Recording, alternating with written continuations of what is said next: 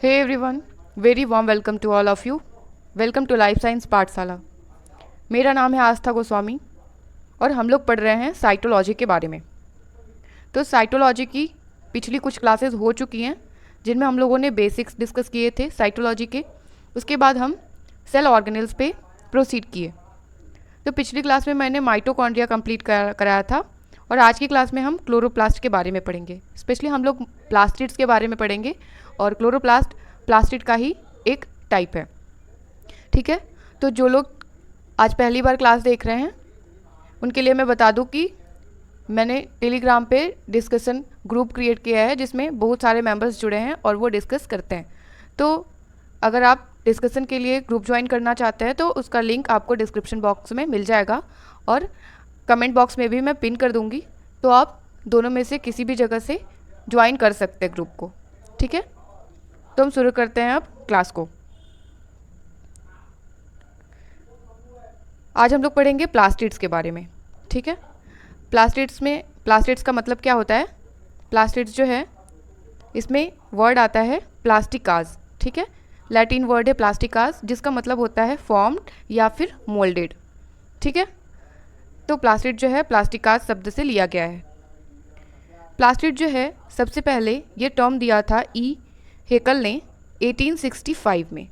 ठीक, और अगर हम प्लांट की बात करेंगे, प्लांट्स में देखेंगे तो प्लांट का जो लार्जेस्ट सेल ऑर्गेनेल होता है वो प्लास्टिड ही होता है। ठीक है, एनिमल की बात नहीं कर रहे हैं हम, प्लांट की बात कर रहे हैं।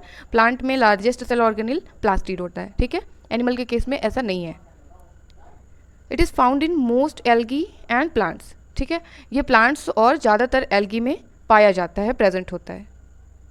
It involve in formation and storage of soluble and insoluble carbohydrates. तो प्लास्टिड जो होता है इसका मेन फंक्शन क्या है। इसका मेन फंक्शन है सॉल्यूबल और इनसॉल्यूबल कार्बोहाइड्रेट्स को बनाना और उसको स्टोर करना। ठीक है, मेन फंक्शन प्लास्टिड का यही है। अब प्लास्टिड जो होता है ये 3 टाइप का होता है। पहला है क्लोरोप्लास्ट, दूसरा है ल्यूकोप्लास्ट और तीसरा है क्रोमोप्लास्ट। क्लोरोप्लास्ट जो होता है, क्लोरोप्लास्ट 2 वर्ड से मिलकर के बना है, क्लोरो और प्लास्ट। क्लोरो का मतलब होता है ग्रीन और प्लास्ट का मतलब होता है लिविंग। ठीक है, तो ये ग्रीन और लिविंग ऑर्गेनेल होते हैं जो प्लांट में प्रेजेंट होते हैं। ठीक है, दूसरा है ल्यूकोप्लास्ट, ये भी 2 वर्ड से बना है, ल्यूकोज और प्लास्ट।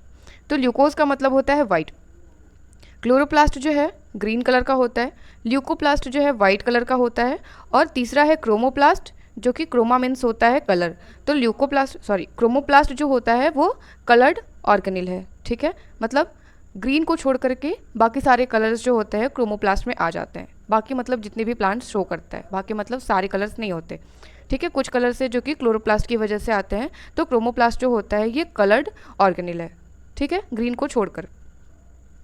तो हम 1 बाय 1 तीनों ऑर्गेनेल्स को देखेंगे, प्लास्टिड के तीनों टाइप देखेंगे, जिसमें हम मेन फोकस करेंगे क्लोरोप्लास्ट पे। ठीक है, जिसे हम ज़्यादा डिटेल में पढ़ेंगे और उसके बाद हम ल्यूकोप्लास्ट और क्रोमोप्लास्ट के बारे में भी डिस्कस करेंगे। जितनी हमें ज़रूरत है उसके बारे में जानने की उतनी ही।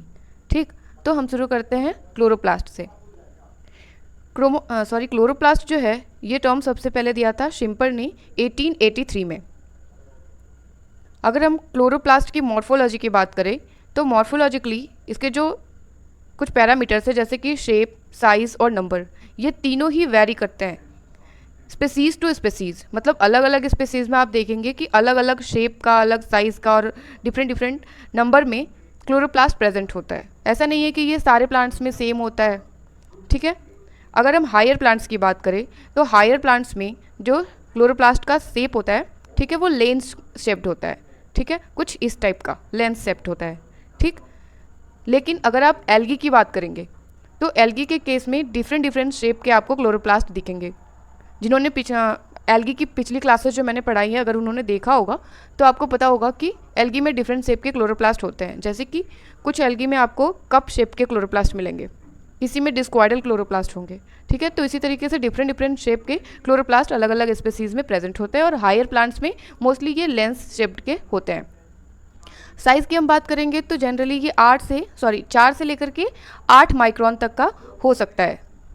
अब कुछ नोट्स भी हैं, जैसे कि अगर आप सायोफाइट्स में देखेंगे क्लोरोप्लास्ट की साइज़, तो आपको दिखेगा सायोफाइट्स जो होते हैं शेड प्लांट्स होते हैं, मतलब ऐसे प्लांट्स जो कि छायादार जगहों पे होते हैं, ग्रो करते हैं। जैसे कि बड़े बड़े पेड़ के नीचे जो छोटे छोटे से पौधे होते हैं उन पे सनलाइट नहीं पड़ती है, ठीक है, तो ऐसे प्लांट्स को हम कहते हैं सायोफाइट्स, ठीक है। तो सायोफाइट्स जो होते हैं इनमें जो क्लोरोप्लास्ट प्रेजेंट होता है वो लार्जर होता है। हम यहाँ पे कंपेयर करके बता रहे हैं, ठीक है, लाइट प्लांट्स और शेड प्लांट का कंपेयर करके बता रहे हैं कि जो सायोफाइट्स होते हैं शेड प्लांट्स उनका क्लोरोप्लास्ट जो होता है वो लार्ज होता है as compare to light plants के, ठीक है।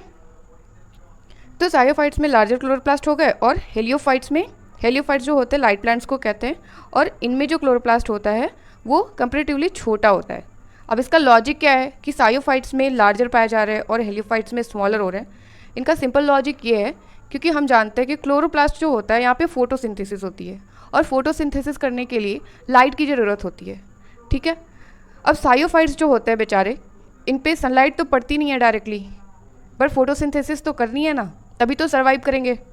तो उसके लिए क्या करता है, खुद को सर्वाइव कराने के लिए इनमें ऐसा अडेप्टेशन होता है, ये क्या करते हैं अपने क्लोरोप्लास्ट की साइज़ ही बढ़ा लेते हैं, जिसकी वजह से जो भी थोड़ी मोड़ी लाइट इनको मिल पाती है उसको ये ट्रैप करके अपना फोटोसिंथेसिस कंप्लीट करते हैं, और इस तरीके से ये सर्वाइव करते हैं शेडेड एरिया में, ठीक है। जबकि हेलियोफाइट्स में क्या है, लाइट प्लांट्स हैं, मतलब इनमें एकदम अच्छे से सनलाइट मिल रही है, आराम से फोटोसिंथेसिस हो रहा है, कोई कमी नहीं है लाइट की। तो ये क्या करते हैं, इनको बहुत ज़्यादा बड़े क्लोरोप्लास्ट की ज़रूरत पड़ती नहीं है, तो इनके क्लोरोप्लास्ट जो होते हैं वो छोटे ही होते हैं। तो ये है इसका लॉजिक, जिसकी वजह से क्लोरोप्लास्ट की साइज़ में डिफरेंस आता है, ठीक है। हो सकता है कि पूछा जाए कि क्यों ऐसा होता है, तो आप बता पाएंगे। अब नंबर की हम बात करें तो जनरली हायर प्लांट्स में 20 से 40 क्लोरोप्लास्ट एक सेल में पाया जाता है, ठीक। अब हम बात करेंगे क्लोरोप्लास्ट के अल्ट्रा स्ट्रक्चर की। हमने मॉर्फोलॉजी देख ली, तो अल्ट्रा स्ट्रक्चर की हम बात करें तो यहाँ पे पिक्चर मैंने ऐड किया है क्लोरोप्लास्ट का। तो पिक्चर पे जाने से पहले हम इसके बारे में पढ़ लेते हैं कि इसमें होता क्या है इसके स्ट्रक्चर में, फिर जब हम डायग्राम देखेंगे तो हम ज़्यादा अच्छे से चीज़ों को कोरिलेट कर पाएंगे। तो जैसे कि माइटोकॉन्ड्रिया की पिछली क्लास में मैंने आपको बताया था कि माइटोकॉन्ड्रिया जो है डबल मेम्ब्रेनस होता है, मतलब 2 मेम्ब्रेन होती है जैसे कि प्लाज्मा मेम्ब्रेन में होता है। तो उसी तरीके से जो क्लोरोप्लास्ट होता है इसमें भी 2 यूनिट मेम्ब्रेन्स होती हैं, मतलब डबल मेम्ब्रेनस स्ट्रक्चर क्लोरोप्लास्ट भी होता है। और ये दोनों मेम्ब्रेन जो है सेपरेट होती हैं, मतलब इनके बीच में, दोनों मेम्ब्रेन के बीच में एक स्पेस होता है, इस स्पेस को कहते हैं पेरीप्लास्टिडियल स्पेस या फिर इंटरमेम्ब्रेनल स्पेस, ठीक है, 2 मेम्ब्रेन के बीच का स्पेस, ठीक। अब आउटर मेम्ब्रेन जो होती है क्लोरोप्लास्ट की, इसमें एक प्रोटीन चैनल प्रेजेंट होता है, एक स्पेसिफिक प्रोटीन चैनल प्रेजेंट होता है, और इस प्रोटीन को क्या कहते हैं, पोरीन्स, ठीक है। पोरीन नाम का प्रोटीन होता है जो कि इंपॉर्टेंट है, पूछा जा सकता है, ठीक है। और ये आउटर मेम्ब्रेन पे होता है, आपको याद होना चाहिए। अब इनर टू दी मेम्ब्रेन्स, मतलब अब हमने आउटर और इनर मेम्ब्रेन की बात कर ली, तो अब इनर मेम्ब्रेन के अंदर क्या होता है, इनर मेम्ब्रेन के अंदर का जो पूरा हिस्सा होता है उसको हम कहते हैं मैट्रिक्स, ठीक है। और ये मैट्रिक्स जो होता है ये 2 पोर्शन में डिवाइडेड होता है, मतलब इस मैट्रिक्स में 2 पोर्शन होते हैं, ठीक है। पहला ग्रेना और दूसरा है स्ट्रोमा। तो 1 बाय 1 हम इनको भी डिस्कस कर लेते हैं, फिर हम डायग्राम देखेंगे। तो हम पहले बात करते हैं ग्रेना के बारे में। ग्रेना जो है ये लाइट रिएक्शन का सेंटर है। लाइट रिएक्शन क्या होता है, लाइट रिएक्शन जो है फोटोसिंथेसिस में होता है, ठीक है। फोटोसिंथेसिस में 2 रिएक्शन होता है, एक लाइट रिएक्शन के नाम से जाना जाता है और एक डार्क रिएक्शन। तो लाइट रिएक्शन जो है ये क्लोरोप्लास्ट के ग्रेना में होता है, ठीक है। It consist of lamellar system. अब जो ग्रेना होता है ये लैमिलर सिस्टम का बना होता है, ठीक है। And this system is made up of thylakoids, ठीक है। अब ये जो लैमिलर सिस्टम है, मतलब जो ग्रेना होता है ये थैलेक्वाइड्स से मिलकर के बना होता है, और ये थैलेक्वाइड्स जो होते हैं ये भी 2 तरीके के होते हैं, ठीक है। तो ग्रेना जो है ये क्या है, लाइट रिएक्शन का सेंटर है जहाँ पे फोटोसिंथेसिस का लाइट रिएक्शन होता है, और ग्रेना लैमिलर सिस्टम से बना होता है, और ये लैमिलर सिस्टम जो होता है थैलेक्वाइड से बना होता है। अब थैलेक्वाइड्स भी 2 तरीके के होते हैं, पहला है स्मॉलर थैलेक्वाइड्स और दूसरा है लार्जर थैलेक्वाइड्स, ठीक है। तो हम स्मॉलर और लार्जर थैलेक्वाइड्स के बारे में जानते हैं। स्मॉलर थैलेक्वाइड्स जो होते हैं ये जो है एक के ऊपर एक जो है क्वाइंस की तरह स्टैक्ड होते हैं, मतलब अगर हम क्वाइंस को एक के ऊपर एक रख दें तो स्टैकिंग हो जाती है। जैसे ये एक क्वाइन है, उसके ऊपर हमने एक और रख दिया, फिर हमने एक और रख दिया, फिर एक और रख दिया, तो इस तरीके से क्वाइंस की एक स्टैकिंग हो गई, एक बंडल जैसा ये बन गया, ठीक है। तो ये जो स्टैकिंग हो रही है बहुत सारे थैलेक्वाइड्स की एक के ऊपर एक, इसी को हम कहते हैं ग्रेनम, मतलब एक बंडल जिसमें बहुत सारे थैलेक्वाइड्स मिलकर के एक बंडल बना रहे हैं, उसको हम कहते हैं ग्रेनम। और इसी तरीके से बहुत सारे थैलेक्वाइड्स के अलग अलग बंडल्स जो होंगे वो क्लोरोप्लास्ट के अंदर प्रेजेंट होंगे। ठीक है, तो अगर हम सारे बंडल्स को एक साथ बोले या दो से अधिक बंडल्स को एक साथ बोलेंगे तो हम कहेंगे ग्रेना। ग्रेना जो है प्लूरल है, ठीक है, और एक सिंगल ग्रेना को हम क्या कहते हैं, ग्रेनम। ठीक, अब एक इम्पॉर्टेंट टर्म आता है जो कि ग्रेना से रिलेटेड है, स्पेशली फोटोसिंथेसिस से रिलेटेड है। अब क्योंकि फोटोसिंथेसिस क्लोरोप्लास्ट में हो रही है, ठीक है, तो इस टर्म के बारे में जानना जरूरी है, जो कि है क्वांटाजोम। क्वांटाजोम क्या होता है? क्वांटाजोम को हम फोटोसिंथेटिक यूनिट के नाम से जानते हैं। ठीक है, फोटोसिंथेटिक यूनिट क्यों कहते हैं इसको? क्योंकि इसके अंदर क्लोरोफिल मॉलिक्यूल्स प्रेजेंट होते हैं। ठीक है, क्वांटाजोम जो है इसके अंदर ही क्लोरोफिल मॉलिक्यूल्स प्रेजेंट होते हैं। ठीक है, इसीलिए हम, क्योंकि क्लोरोफिल मॉलिक्यूल जो है इसी में फोटोसिंथेसिस होती है, इसकी वजह से हम क्वांटाजोम को फोटोसिंथेटिक यूनिट कहते हैं। अब क्वांटाजोम प्रेजेंट कहाँ होता है? क्वांटाजोम जो है ये प्रेजेंट होता है थैलेक्वाइड मेम्ब्रेन के इनर फेस पे। ठीक है, अगर ये थैलेक्वाइड है तो इसका जो इनर फेस है, जो इनर मेम्ब्रेन है, यहीं पे क्वांटाजोम प्रेजेंट होगा। ठीक है, और इस क्वांटाजोम के अंदर 230 क्लोरोफिल मॉलिक्यूल्स प्रेजेंट होते हैं। मैं प्लांट्स की बात कर रही हूँ। ठीक है, प्लांट्स के केस में आप देखेंगे तो एक क्वांटाजोम में 230 क्लोरोफिल मॉलिक्यूल प्रेजेंट होते हैं, लेकिन अगर आप फोटोसिंथेटिक बैक्टीरिया की बात करेंगे तो वहाँ पे लगभग 50 ही क्लोरोफिल मॉलिक्यूल एक क्वांटाजोम में पाए जाते हैं। ठीक है, तो ये नंबर भी आपको याद रखना है, और क्वांटाजोम कहाँ पे प्रेजेंट है और इसमें क्या प्रेजेंट होता है जिसकी वजह से, और क्या होता है जिसकी वजह से इसको फोटोसिंथेटिक यूनिट कहते हैं, ये सारी चीज़ें आपको पता होनी चाहिए। ठीक है, अब हम बात करते हैं लार्जर थैलेक्वाइड की। स्मॉलर तो हो गया। लार्जर थैलेक्वाइड्स जो होते हैं ये लॉन्ग मेम्ब्रेनस स्ट्रक्चर होते हैं, जिसको इंटरग्रेनल लैमेली या फिर स्पेशली स्ट्रोमा लैमेली कहा जाता है। ठीक है, क्योंकि ये लैमेलर सिस्टम है तो लार्जर थैलेक्वाइड्स को स्ट्रोमा लैमेली कहा जाता है। ठीक, अब हम बात करते हैं स्ट्रोमा की। ठीक है, ग्रेना हो गया, जो दूसरा पोर्शन है वो है स्ट्रोमा। स्ट्रोमा जो है ये प्रोटीनेशियस मैट्रिक्स है क्लोरोप्लास्ट का। ठीक है, और स्ट्रोमा के अंदर ही डार्क रिएक्शन होता है फोटोसिंथेसिस का। लाइट रिएक्शन ग्रेना में होता है और डार्क रिएक्शन स्ट्रोमा में होता है। ठीक है, it has 2 to 60 copies of circular double stranded DNA. अब स्ट्रोमा जो होता है, स्ट्रोमा के अंदर 20 से लेके 40 double stranded circular DNA present होते हैं। ठीक है, कंफ्यूज नहीं होना है कि कहाँ पे क्या पाया जा रहा है। स्ट्रोमा में ही डीएनए पाया जाता है, ग्रेना में नहीं पाया जाता। ठीक है, अब it also shows semi autonomous nature. जो क्लोरोप्लास्ट होता है ये सेमी ऑटोनॉमस नेचर शो करता है। जैसे कि हमने माइटोकॉन्ड्रिया पढ़ा था पिछली क्लास में, तो मैंने बताया कि माइटोकॉन्ड्रिया सेमी ऑटोनॉमस नेचर का होता है, उसी तरीके से क्लोरोप्लास्ट भी सेमी ऑटोनॉमस नेचर का होता है। क्यों होता है? क्योंकि यहाँ पर भी जैसे माइटोकॉन्ड्रिया में अपना खुद का डीएनए, आरएनए और राइबोसोम प्रेजेंट था, उसी तरीके से क्लोरोप्लास्ट में भी खुद का डीएनए, आरएनए और राइबोसोम प्रेजेंट होता है। ठीक है, इसकी वजह से ये अपने आप ही खुद को रेप्लिकेट कर सकते हैं, इसीलिए इनको सेमी ऑटोनॉमस नेचर का बोला जाता है। ठीक है, अब राइबोसोम की अगर हम बात करेंगे तो यहाँ पे भी राइबोसोम जो है 70S टाइप का पाया जा रहा है। ठीक,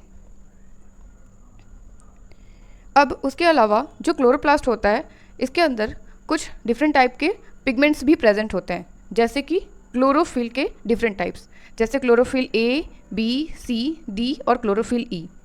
और भी पिगमेंट्स हैं जैसे कि कैरोटेनॉइड्स। कैरोटेनॉइड्स जो है 2 डिफरेंट पिगमेंट से बना होता है, कैरोटीन्स और ज़ैंथोफिल। ठीक है, तो ये क्लोरोप्लास्ट का अल्ट्रा स्ट्रक्चर है जिसमें इतनी सारी चीज़ें प्रेजेंट हैं। अब हम इसका स्ट्रक्चर देख लेते हैं। ठीक है, मैंने बताया क्लोरोप्लास्ट डबल मेम्ब्रेनस स्ट्रक्चर है, तो ये है इसका आउटर मेम्ब्रेन। ठीक है, ये आउटर मेम्ब्रेन है, और उसके बाद ये वाला हिस्सा जो है ये इनर मेम्ब्रेन है। ठीक है, ये लाइट ग्रीन कलर का जो हिस्सा है ये इनर मेम्ब्रेन है। अब 2 मेम्ब्रेन के बीच में ये जो स्पेस दिख रहा है, इस स्पेस को बोला जाता है इंटर मेम्ब्रेनल स्पेस। ठीक है, उसके अलावा ये जो कॉइन जैसा स्ट्रक्चर आपको दिखाई दे रहा है, जो कि एक के ऊपर एक ऐसे अरेंज हैं और ये बंडल जैसा स्ट्रक्चर बना रहे हैं, इनको बोला जा रहा है ग्रेनम। एक बंडल को हम क्या बोल रहे हैं? ग्रेनम। और अगर आप सारे बंडल्स को बोलेंगे या 2 से अधिक बंडल्स को कहेंगे तो आप कहेंगे ग्रेना। ठीक है, तो ये ग्रेना हो गया। अब ग्रेना किससे बना होता है? ग्रेना बना होता है थैलेक्वाइड से। तो अगर आप इस बंडल में से एक स्ट्रक्चर को, कॉइन जैसे स्ट्रक्चर को उठाएंगे तो उसको कहते हैं थैलेक्वाइड। ठीक है, ये एक कॉइन जैसा स्ट्रक्चर थैलेक्वाइड है। अब अगर आप थैलेकोइड के अंदर की बात करते हैं तो थैलेकोइड के अंदर जो मटेरियल प्रेजेंट होता है या फ्लूइड जो भी स्ट्रक्चर होता है, ठीक है, उसको हम कहते हैं इनर रीजन को ल्यूमेन। थैलेकोइड के अंदर वाला जो रीजन होता है उसको हम कहते हैं ल्यूमेन। अब इस थैलेकोइड के बाद या फिर ग्रेना के अलावा जो मैट्रिक्स रीजन होता है, उस मैट्रिक्स रीजन को हम क्या कहते हैं, उसको कहते हैं स्ट्रोमा, ठीक है। और इस स्ट्रोमा में ही हमें डीएनए, आरएनए और राइबोसोम देखने को मिलते हैं। तो स्ट्रोमा में आप देख रहे हैं यहाँ पे क्लोरोप्लास्ट डीएनए प्रेजेंट है। ये डबल स्ट्रैंडेड तो है लेकिन सर्कुलर नहीं दिखाया गया है। तो क्लोरोप्लास्ट में जो डीएनए होता है वो सर्कुलर होता है। उसके अलावा इनके पास अपना खुद का राइबोसोम होता है जो कि ब्लू कलर से दिखाया गया है, जो कि 70S टाइप का होता है। क्लोरोप्लास्ट में कुछ और भी स्ट्रक्चर्स होते हैं जैसे कि स्टार्च ग्रेन्यूल्स प्रेजेंट होते हैं और कुछ लिपिड ड्रॉपलेट्स भी पाए जाते हैं, ठीक है। तो ये है क्लोरोप्लास्ट का अल्ट्रा स्ट्रक्चर। अब हम क्लोरोफिल के बारे में और कैरोटीनॉइड पिगमेंट्स के बारे में भी देख लेते हैं थोड़ा। तो क्लोरोफिल जो होता है ये टेट्रापाइरोलिक स्ट्रक्चर होता है या फिर इन पे पोरफायरिन हेड और फाइटोल टेल होता है। मतलब अगर आप क्लोरोफिल का स्ट्रक्चर देखेंगे तो आपको 4 रिंग दिखेगी, ठीक है। 4 रिंग इस तरीके से ऐसे जुड़ी हुई दिखेगी जिसको पोरफायरिन रिंग या टेट्रापाइरोलिक रिंग के नाम से जाना जाता है। और उसके अलावा इन पे एक फाइटोल चेन जुड़ा होता है, ठीक है। तो ये जो रिंग वाला स्ट्रक्चर है इसको पोरफायरिन हेड कहा जाता है और जो फाइटोल चेन जुड़ी होती है उसको फाइटोल टेल कहा जाता है, ठीक है। ये क्लोरोफिल का स्ट्रक्चर है। अब क्लोरोफिल में जो ये पोरफायरिन रिंग, ये जो 4 पोरफायरिन रिंग है, तो पोरफायरिन रिंग के सेंटर में यहाँ पे मैग्नीशियम एटम, ठीक है, इनके बीच में मैग्नीशियम एटम प्रेजेंट होता है सेंटर में। यहाँ पे लिखा हुआ है कि magnesium atom present in the centre of porphyrin head, ठीक है। तो ये एटम आपको याद रखना है कि क्लोरोफिल में कौन से एटम पाए जाते हैं क्योंकि पूछा जा सकता है। अब एक और पॉइंट है जो मुझे लगा कि मुझे बताना चाहिए, हो सकता है कि ऐसे ट्रिकी क्वेश्चन पूछे जाएं। तो इफ़ क्लोरोफिल इज़ बर्न्ट, अगर क्लोरोफिल को जलाया जाए, ठीक है, तो क्या होगा। अगर क्लोरोफिल को जलाया जाए तो इसका जो स्ट्रक्चर है पोरफायरिन हेड और फाइटोल टेल ये सब जल जाएंगे, लेकिन इनके हेड में, पोरफायरिन हेड में जो मैग्नीशियम प्रेजेंट होता है सेंटर में, वो वैसे ही पड़ा रहेगा, ठीक है। तो मैग्नीशियम नहीं जलता है, बाकी पूरा का पूरा क्लोरोफिल का स्ट्रक्चर जो है जल जाता है, ठीक है।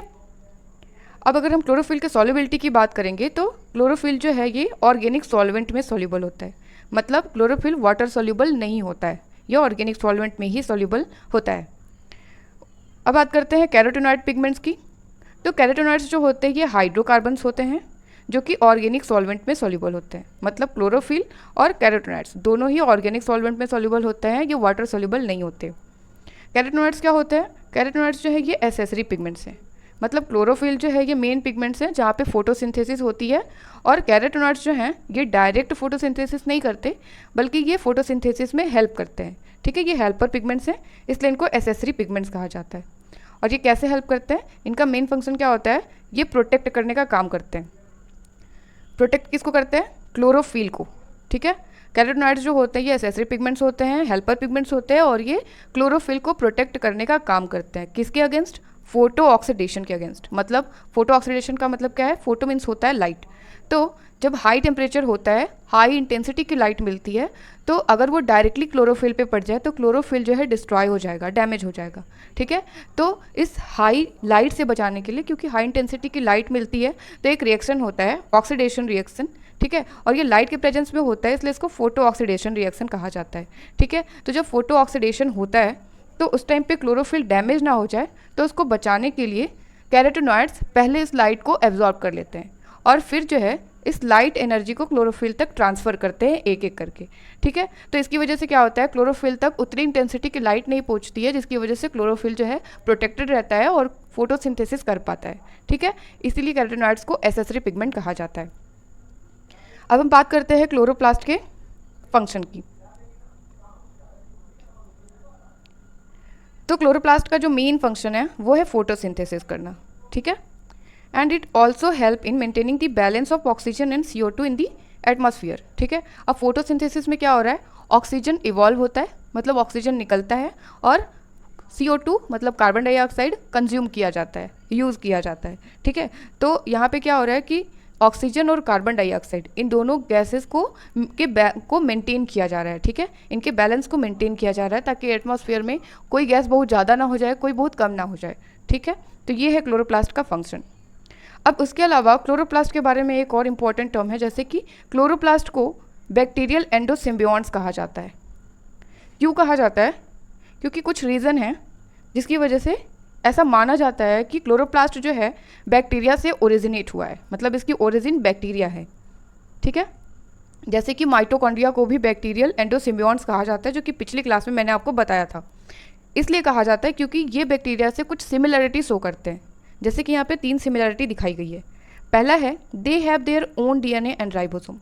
अब इनके पास अपना खुद का डीएनए राइबोसोम है, तो ये अपना खुद को रेप्लिकेट कर सकते हैं। इन्हें न्यूक्लियर डीएनए की ज़रूरत नहीं पड़ती है रेप्लिकेट करने के लिए। खुद का राइबोसोम है तो अपनी खुद की ये प्रोटीन भी बना सकते हैं। ठीक है, और ख़ास बात यह है कि इनमें जो डीएनए होता है वो डबल स्ट्रैंडेड और सर्कुलर होता है। ठीक है, अब डबल स्ट्रैंडेड और सर्कुलर डीएनए, राइबोसोम और आरएनए, ये सारी चीज़ें इनमें प्रेजेंट होती हैं, जो कि बैक्टीरिया में भी ऐसे ही प्रेजेंट होती हैं। और राइबोसोम 70 इसका बैक्टीरिया में भी होता है और यहाँ पर भी होता है। ठीक है, इसीलिए कहा जाता है कि ये बैक्टीरिया से ओरिजिनेट हुए हैं, क्योंकि जैसे बैक्टीरिया में चीज़ें होती हैं डीएनए, आरएनए और प्रोटीन की, सेम कंडीशन क्लोरोप्लास्ट में भी होता है। ये हो गया पहला रीज़न। दूसरा क्या है? They replicate independently of cell division cycle. अब सेल डिवीजन साइकिल पे ये रेप्लिकेट करने के लिए डिपेंड नहीं करते, ये इंडिपेंडेंटली रेप्लिकेट कर सकते हैं। ठीक है, ये दूसरा रीज़न हो गया। तीसरा रीज़न है their membranes resemble with that of bacteria contain protein called porins. ठीक है, जैसे मैंने आपको पिछली स्लाइड्स में बताया कि इनका जो आउटर मेम्ब्रेन होता है उनमें एक प्रोटीन चैनल होता है और उस प्रोटीन को कहते हैं पोरिन्स। ठीक है, जो कि अगर आप बैक्टीरिया का आउटर मेम्ब्रेन देखेंगे तो वहाँ पर भी ये पोरिन प्रोटीन्स प्रेजेंट होती है, और इस प्रोटीन चैनल के थ्रू क्या होता है, मॉलिक्यूल्स क्लोरोप्लास्ट के अंदर या बाहर आ जा सकते हैं। उसी तरीके से बैक्टीरिया में भी ये प्रोटीन चैनल प्रेजेंट होता है, जिसके थ्रू मॉलिक्यूल्स बैक्टीरियल सेल के अंदर या बाहर आ जा सकते हैं। ठीक है, तो ये कुछ सिमिलरिटीज़ हैं जिनकी वजह से ऐसा माना जाता है कि क्लोरोप्लास्ट जो है बैक्टीरियल एंडोसिम्बियॉन्ट्स हैं। ठीक है, अब हम ल्यूकोप्लास्ट के बारे में भी शॉर्ट में देख लेते हैं। जितना ज़रूरी है जानना आपको एग्जाम पॉइंट ऑफ व्यू से, उतना ही बताऊंगी। तो ल्यूकोप्लास्ट जो है ये कलरलेस होते हैं। ल्यूकोज मीन्स मैंने बताया वाइट। ठीक है, तो ये कलरलेस ऑर्गेनल होते हैं जो कि स्टोरेज ऑर्गन में पाए जाते हैं, और ऐसे स्टोरेज ऑर्गन जो कि सनलाइट से दूर होते हैं, जैसे कि अंडरग्राउंड स्टेम और रूट या फिर अंडरग्राउंड मतलब ज़मीन के अंदर की जो स्टेम होती है वहाँ पे सनलाइट नहीं जाती, तो ऐसे स्टोरेज ऑर्गन में ल्यूकोप्लास्ट प्रेजेंट होता है। ठीक है, और ल्यूकोप्लास्ट जो है 3 टाइप का होता है। पहला है एल्यूरोप्लास्ट, जिसका काम होता है प्रोटीन को स्टोर करना। ठीक है, क्योंकि ये स्टोरेज ऑर्गन में पाया जा रहा है तो ऑब्वियसली इनका काम क्या होगा, स्टोर करना। तो पहला टाइप जो है एल्यूरोप्लास्ट, जो कि प्रोटीन को स्टोर करता है, जैसे कि मेज में एल्यूरोप्लास्ट पाया जाता है जो कि प्रोटीन स्टोरेज करता है। दूसरा टाइप है एलायोप्लास्ट, या फिर इसी को ओलियोजोम भी कहा जाता है। ये क्या स्टोर करता है, ये लिपिड्स या फिर फैट्स का स्टोरेज करता है, जो कि आप देखेंगे कैस्टर सीड्स के एंडोस्पर्म सेल में पाया जाता है। तीसरा है एमाइलोप्लास्ट। एमाइलो मीन्स क्या होता है, स्टार्च या कार्बोहाइड्रेट। ठीक है, तो एमाइलोप्लास्ट क्या स्टोर करता है, ये स्टार्च का स्टोरेज करता है, जैसे कि पोटैटो ट्यूबर्स में और व्हीट ग्रेन में जो स्टार्च होता है उसका स्टोरेज एमाइलोप्लास्ट में होता है। ठीक है, तो ल्यूकोप्लास्ट क्या कर रहा है, स्टोरेज में हेल्प कर रहा है, और अलग अलग बायोमोलिक्यूल्स को स्टोर करने के लिए अलग अलग टाइप के ल्यूकोप्लास्ट होते हैं। ठीक है, अब हम बात कर लेते हैं क्रोमोप्लास्ट की। तो क्रोमो मीन्स होता है, क्रोमा मीन्स कलर। तो ये ऑर्गेनल क्या कैसे होते हैं, ये वेरियसली कलर्ड होते हैं एक्सेप्ट ग्रीन, मतलब ग्रीन को छोड़ करके और बहुत सारे कलर के ये हो सकते हैं। और ये कहाँ पे पाए जाते हैं, ये फ्लावर्स में प्रेजेंट होते हैं, बीट रूट मतलब चुकंदर में प्रेजेंट होते हैं। इन सम यंग लीव्स, जैसे कुछ नई पत्तियाँ निकलती हैं तो आप देखेंगे कि उनका कलर डिफरेंट होता है, वो ग्रीन नहीं होती, जैसे वो पर्पल कलर की हो सकती हैं, येलो कलर की हो सकती हैं, या फिर रेड कलर की हो सकती हैं। ठीक है, तो यंग लीव्स में, सारी नहीं, कुछ यंग लीव्स में, राइपेंड फ्रूट्स में, as well as in algae and bacteria, तो इन सब में क्रोमोप्लास्ट प्रेजेंट होता है और ये कलर प्रोवाइड करता है। These are of different types. अब क्रोमोप्लास्ट भी डिफरेंट टाइप का होता है, जैसे कि रोडोप्लास्ट जो कि रेड कलर प्रोवाइड करता है और ये रेड एल्गी में प्रेजेंट होता है। फियोप्लास्ट जो कि ब्राउन एल्गी में प्रेजेंट होता है और ये ब्राउन कलर प्रोवाइड करता है ब्राउन एल्गी को। और उसके अलावा है क्रोमैटोफोर्स। क्रोमैटोफोर्स जो हैं ये ब्लू ग्रीन एल्गी में और बैक्टीरिया में प्रेजेंट होते हैं। ठीक है, जो कि कलर प्रोवाइड करने का काम करते हैं। अब कुछ और इम्पॉर्टेंट नोट्स हैं, जैसे कि ये जो प्लास्टिड हैं, डिफरेंट टाइप के जो प्लास्टिड अभी हमने पढ़े, क्लोरोप्लास्ट, ल्यूकोप्लास्ट, क्रोमोप्लास्ट, ये इंटरचेंजेबल होते हैं। ठीक है, इंपॉर्टेंट पॉइंट है, ये इंटरचेंजेबल होते हैं, मतलब ये तीनों फॉर्म्स जो हैं एक दूसरे से चेंज हो सकते हैं। मतलब यहाँ पे आप देख सकते हैं ल्यूकोप्लास्ट जो है ये क्लोरोप्लास्ट में चेंज हो सकता है, क्लोरोप्लास्ट क्रोमोप्लास्ट में चेंज हो सकता है, क्रोमोप्लास्ट वापस से ल्यूकोप्लास्ट में चेंज हो सकता है। ठीक है, तो ये एक दूसरे से इंटरचेंजेबल होते हैं। जैसे अगर मैं एग्जांपल आपको दिखाऊं तो अगर आप टोमेटो देखेंगे तो टोमेटो की जो यंग ओवरी होती है वो कलरलेस होती है। कलरलेस होती है मतलब उसमें ल्यूकोप्लास्ट प्रेजेंट होता है जिसकी वजह से वो कलरलेस होती है। लेकिन जब आप यंग फ्रूट्स देखेंगे तो यंग फ्रूट कैसा होता है, ग्रीन कलर का होता है। अब ये ल्यूकोप्लास्ट जो है ये क्लोरोप्लास्ट में चेंज हो जाते हैं जिसकी वजह से यंग फ्रूट हमें ग्रीन कलर का दिखाई देता है। वहीं अगर आप मेच्योर फ्रूट्स देखेंगे तो वो रेड कलर का होता है। अब क्या हो रहा है, मेच्योरिटी पे क्लोरोप्लास्ट जो है वो चेंज हो जा रहा है किसमें, क्रोमोप्लास्ट में। ठीक है, पहले क्या हुआ, ल्यूकोप्लास्ट बना, ल्यूकोप्लास्ट चेंज हो गया क्लोरोप्लास्ट में, क्लोरोप्लास्ट चेंज हो गया क्रोमोप्लास्ट में। तो क्या हो रहा है, ये तीनों फॉर्म्स जो हैं प्लास्टिड के इंटरचेंजेबल है, जो कि एक दूसरे में चेंज होते रह रहे हैं अलग अलग स्टेज पे प्लांट के।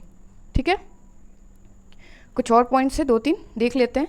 जैसे कि आप, क्योंकि प्लास्टिड के पास अपना खुद का डीएनए, आरएनए और राइबोसोम होता है, ठीक है, तो ये इनहेरिटेंस में भी रोल प्ले करते हैं और ये न्यूक्लियर इनहेरिटेंस से इंडिपेंडेंट होते हैं। तो अगर हम प्लास्टिड इनहेरिटेंस की बात करें तो प्लास्टिड इनहेरिटेंस जो है ये देखा गया है मिराबिलिस जलापा प्लांट में। मिराबिलिस जलापा प्लांट को 4 o'clock प्लांट के नाम से भी जाना जाता है। ठीक है, जैसे माइटोकॉन्ड्रियल इनहेरिटेंस भी होता है क्योंकि उनके पास भी अपना खुद का डीएनए है तो वो भी इनहेरिटेंस कर सकते हैं, जो कि आपको ईस्ट में, मतलब ईस्ट जो है एक फंगस है उसमें आपको देखने को मिलेगा माइटोकॉन्ड्रियल इनहेरिटेंस पेटाइड के केस में। ठीक है, उसी तरीके से प्लास्टिड इनहेरिटेंस कहाँ पे होता है, मिराबिलिस जलापा में, जो कि इंपॉर्टेंट एग्जाम्पल है, पूछा जा सकता है, इसलिए आपको ये याद रखना होगा। अब 1-2 और टर्म है, जैसे कि प्लास्टिडोम। प्लास्टिडोम क्या है, it is a sum total of plastid in a cell. तो एक सेल के अंदर जितने भी प्लास्टिड्स हैं अगर आप उनको कलेक्टिवली बोलेंगे तो आप कहेंगे प्लास्टिडोम। एक सिंगल को आप प्लास्टिड कहेंगे और सारे को अगर बोलना हो तो आप कहेंगे कि एक सेल में ये प्लास्टिडोम है, मतलब इतने नंबर ऑफ प्लास्टिड्स प्रेजेंट हैं। ठीक है, दूसरा टर्म है नाइट्रोप्लास्ट। अगर क्लोरोप्लास्ट नाइट्रोजन फिक्सिंग जीन्स के साथ प्रेजेंट हो, ठीक है, तो हम ऐसे क्लोरोप्लास्ट को कहते हैं नाइट्रोप्लास्ट। ठीक है, तो ये थी आज की class. Thank you so much for watching this. मिलते हैं अगली क्लास में। Till then stay safe, keep learning and thank you so much.